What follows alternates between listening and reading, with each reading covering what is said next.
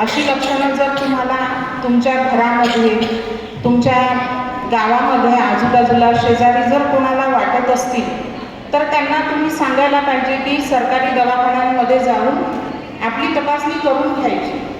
हे लक्षण आहे म्हणजे तो कुष्ठरोगच आहे असं सुद्धा नाही.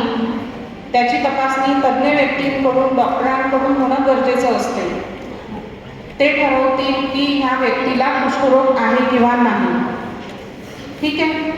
तर आज आपण या ठिकाणी रॅली आयोजित केलेली आहे आणि या ठिकाणी हा एवढा सुंदर कार्यक्रम नवोदय विद्यालयाच्या वतीनं आयोजित करण्यात येत आहे.